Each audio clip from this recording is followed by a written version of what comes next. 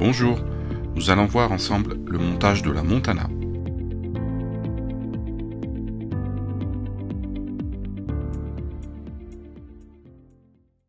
Alors, on va monter cette mouche sur un hameçon Daiichi 1280 numéro 10. C'est un hameçon, je dirais, forme standard, mais tige longue.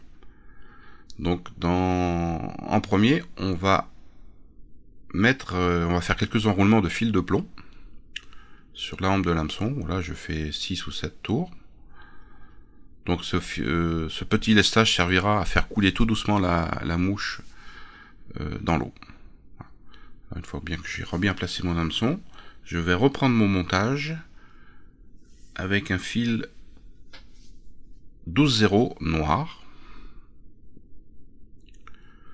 Donc vous pouvez prendre du 12-0, du 10-0, 8-0, donc comme c'est un hameçon assez gros, ça passera.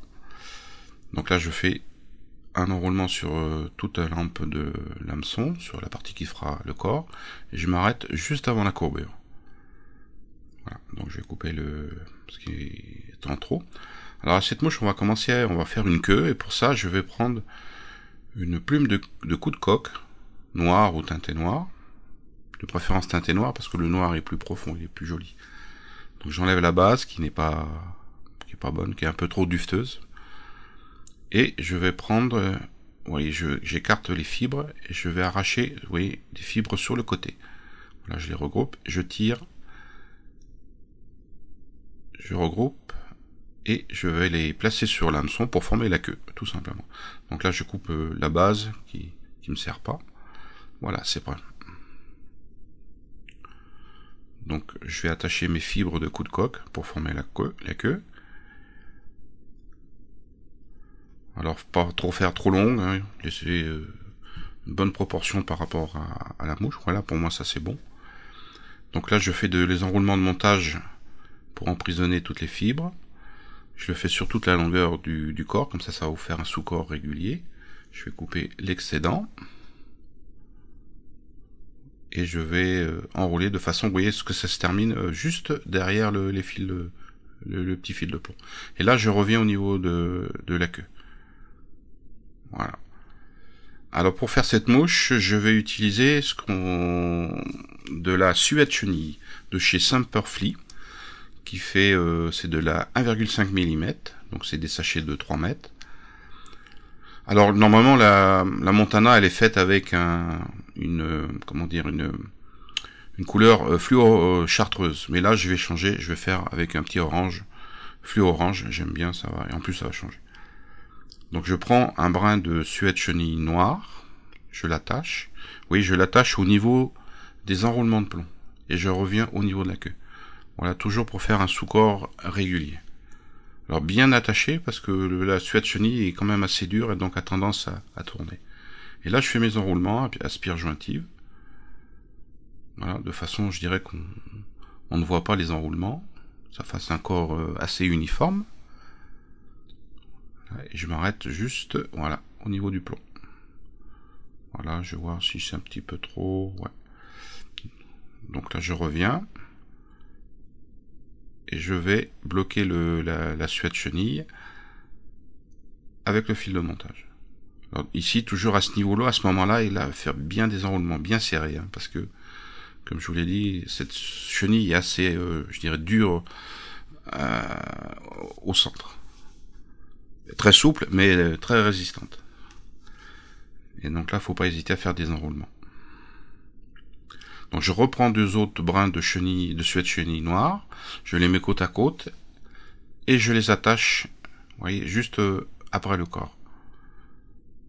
Donc je fais des petits enroulements pour maintenir tout ça. Là je fais un peu des enroulements pour éviter que le plomb bouge.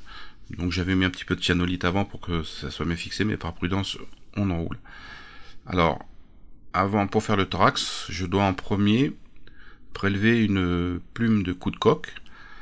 Alors il faudra choisir la plume en fonction de la grosseur de votre mouche, de façon à ce que les fibres soient pas trop longues ni trop courtes.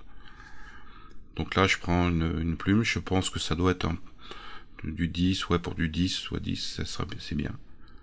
Donc je coupe, j'enlève les fibres qu'il y a à l'extrémité pour faire un petit rachis qui va me servir à attacher la plume.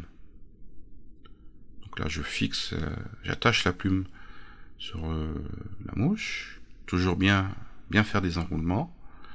Au ras de la chenille. Voilà, faut que ça soit pile poil au ras de la chenille. Et là, je vais prendre un bout de suet de chenille de couleur orange. Comme je l'ai dit tout à l'heure, normalement la Montana c'est fluo chartreuse. Mais là, j'ai décidé de changer, on va faire en orange. On peut faire plein de couleurs, rouge, bleu, toutes les couleurs. Voilà, et bien attaché. Voilà. Donc là, avec une pince, je vais commencer, vous voyez, j'écrase un peu pour faire je dirais, un sous-thorax assez régulier et pas trop épais. Voilà.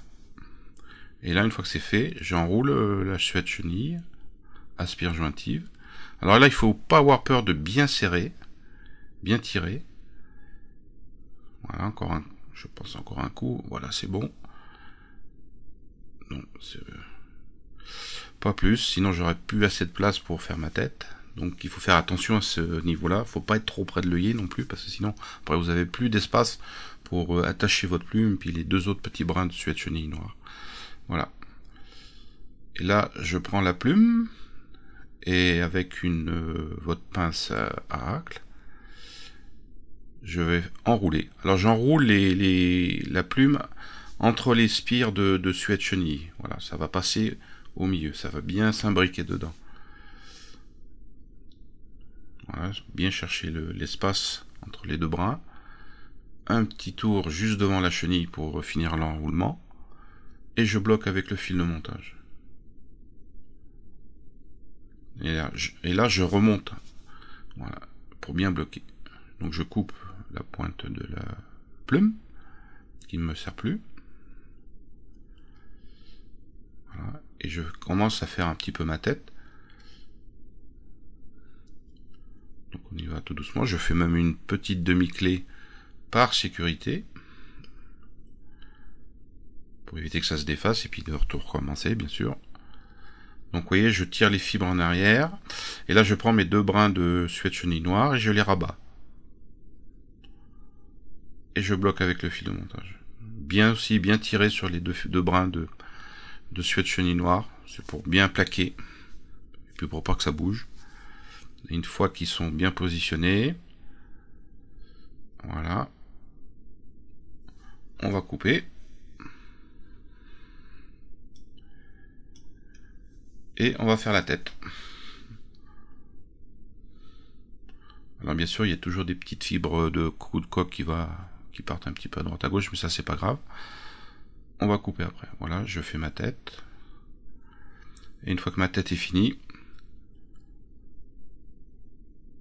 je vais mettre un petit peu de cyanolite pour finir la mouche. Voilà. Une ou deux demi-clés. Là j'en fais toujours deux. Et il me reste plus qu'à mettre là un petit coup de cyanolite et votre mouche sera finie. Voilà. Après, sur cette mouche, bien sûr, vous pouvez faire varier les tailles et surtout, très important, les couleurs. Ça, sur la Montana, il faut avoir plusieurs couleurs. Voilà. Encore un peu de cyanolite. Voilà, je fais tout le tour pour faire une jolie tête. Et voilà, votre mouche est finie. À bientôt pour un prochain montage.